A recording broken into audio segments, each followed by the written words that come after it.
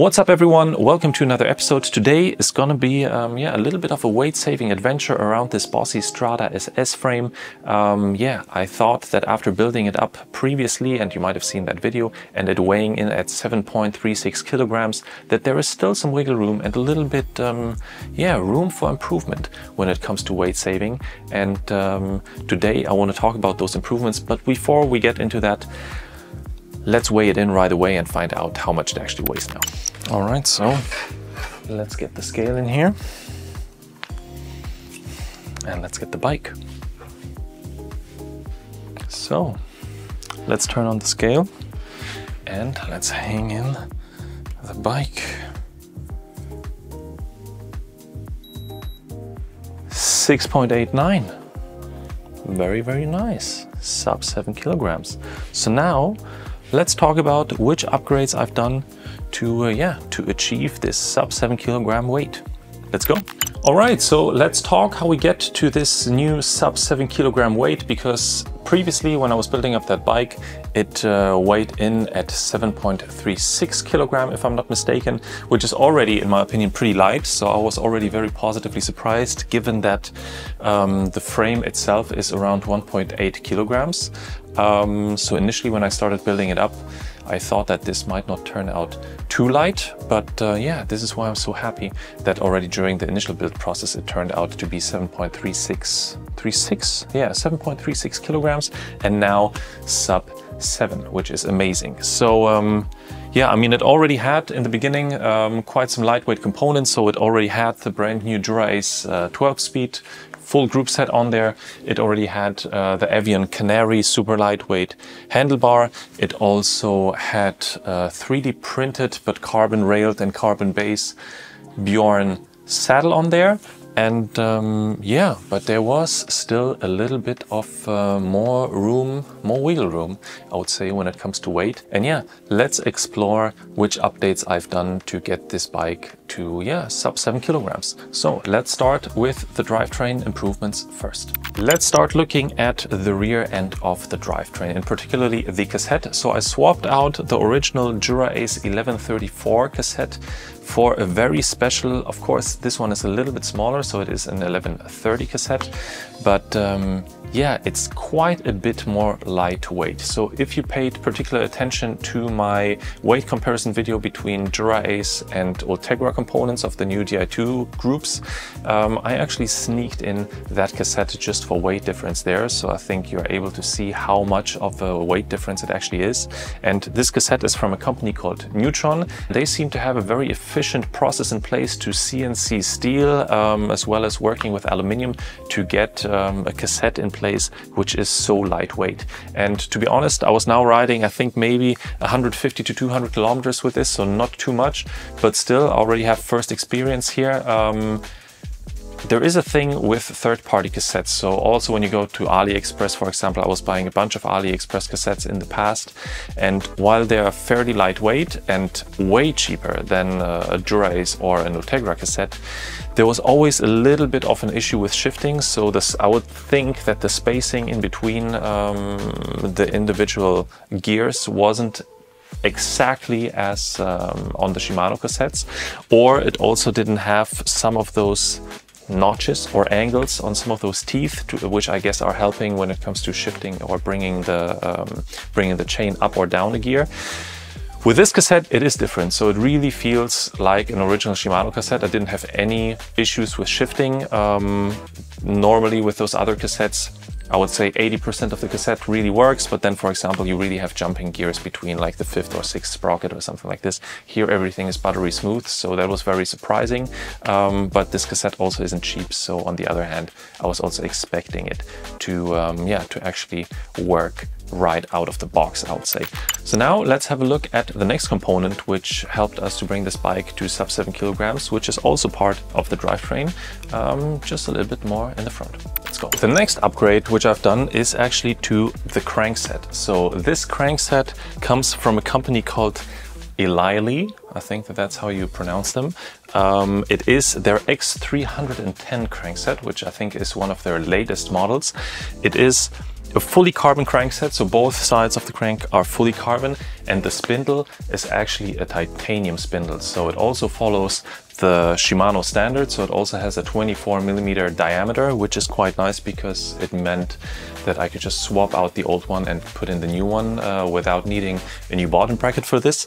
So for me it was very important to maintain the shifting performance of the front derailleur on the new Dura Ace Di2 setup, because I think that all those new Di2 groups from Shimano, if it's the Dura Ace or the Ultegra one or the 105 one, I think they all perfectly and flawlessly and effortlessly, that's the word that I was looking for, are shifting in the front. Like you really barely notice. Of course it's getting lighter or heavier, but it is very snappy when it comes to shifting. So what I didn't want was to get a crankset with some generic chain rings on there, which are then gonna sacrifice shifting performance only for weight. So what I really like here is that you get a spider. So this is this thing that's sitting here in the center that's holding the chain rings, which is compatible with the standard Shimano chain ring dimensions. So what I did on here, I actually took pretty much the same chain rings that I was having on the original Dura Ace crankset and mounted them on here. So it is still the 12-speed 50-32 setup, and this one was only out on a very short, like 20-kilometer ride maybe, but yeah, so far shifting performance no difference to the original, to be honest, just way lighter. And yeah, as you can see here, there is quite a significant weight difference between the original Dura Ace 12-speed crankset, even in the 50-34 setup, compared now to this Elilee setup with the same chainring size. So with that, I would say let's move on to the next upgrade, which also quite significantly impacted the weight of this bike. So let's go. So the next upgrade to this bike is the wheel set, as you might have noticed. So before I was running the CRW 4045s, which is a wheel set which I really love, which already is fairly light and I think is a really good all-rounder. But as this project now was all about weight savings, I went out and tried to find whatever is the lightest wheel set out there. And this is when I think somebody in my comments recommended Brisk Wheels to me. So I checked out their website and reached out to them. And yeah, they've been so kind to build a custom wheel set for me. So this is a wheel set out of their Aerolite line. So it is basically as light as it gets without sacrificing on aerodynamics, in particularly on the spokes. So here you see you still have nice and wide bladed spokes on here. So they also have another line which is using different spokes, which are called ultra spokes, so they are even more lightweight than these Aero ones. Brisk Wheels have actually been so kind to actually send me 2 sets of those ultra spokes, so for front and for the rear, in case I would want to go even further lightweight on those wheels, because on every spoke you're saving around half a gram. That was the information that I got. So overall, if I would swap out all those spokes, I would have an additional benefit of around 20 to 21 grams. But as you see, this wheel set is already sub 1000 grams. I mean, now when I put them on the scale, they tip the scale at around 1019 for both together, but that is already with rim tape. So yeah, without rim tape, they're clearly going to be below 1000 grams, which is very, very impressive. And I already took them out on, I think, an 80-kilometer ride recently. Yeah, I mean, they actually do ride really nice. So I'll still have to ride them a little bit longer to give you a proper statement and a proper review. But so far, I mean, with wheels like this, I guess you don't have any issues when it comes to side winds. Of course, they're not going to be as fast as a 50 or 60 or 65 or 67 millimeter deep wheel. But this is also not what I was looking for this project. For this project, I was looking for something that is going to be as light as possible, something that I can take out on trips where I'm mainly going to be climbing, and the descents are not going to be about full speed, and also on the flats, it's not going to be about full speeds because potentially there are not going to be too many flats anyways.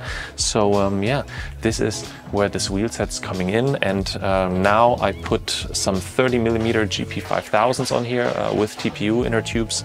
So I would say that this also quite significantly contributed to getting the weight down. But there is one last thing and one last component that I quickly want to talk about, which yeah, added to getting the final weight down to sub 7 kilograms, and it is the saddle. So let's have a look. So this is a beautiful Berk Lupina saddle. It is fully carbon, there's no padding on here. Before, in the original build video, you might have seen that I was installing a Bjorn saddle, the one with the 3D printed mesh on top, because I heard from a couple of people that it is the most comfortable saddle they've ever ridden on.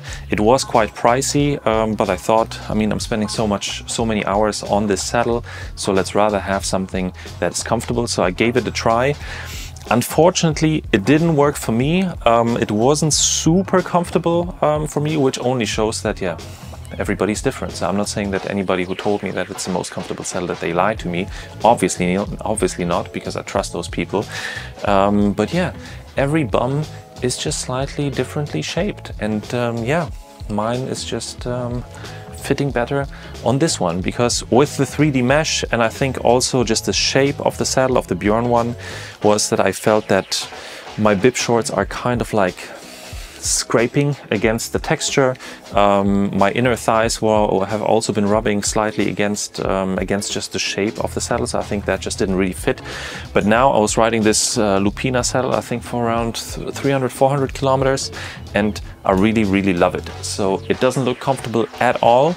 You also have to get used to it a little bit, because it is the glossy finish, so you kind of like slide over it a little bit easier than with the matte finish, or especially with the 3D printed one, because with the 3D printed one, that was kind of an upside. Like, it really gave you a very stable position on the saddle, while on this one you sometimes like slightly move back and forth or slide back and forth, but for me that's totally fine.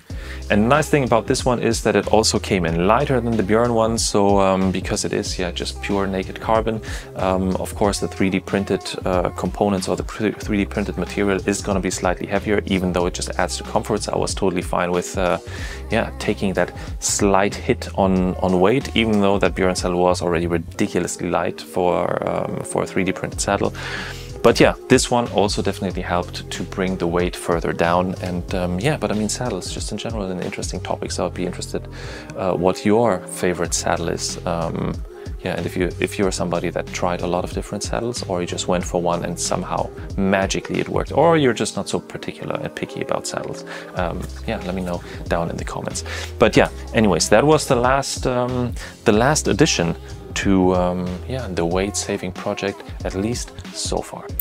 So I'd say that this is it for now with this video. So I would be very interested in what you are thinking about those upgrades. Are they worth it? Have you tried some of them maybe already? Do you have any experience with the saddle, the crank, this kind of cassette, or those wheels? Do you have any other recommendations where one could squeeze out a little bit more on this weight-saving adventure for this bike?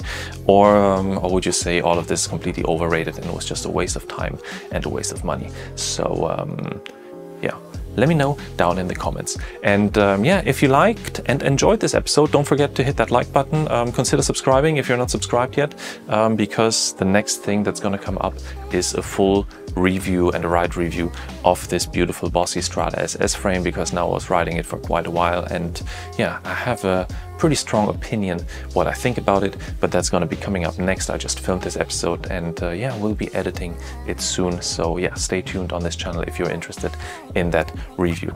So with that, I would say, as always, thanks a lot for watching, and I hope to see you in the next one.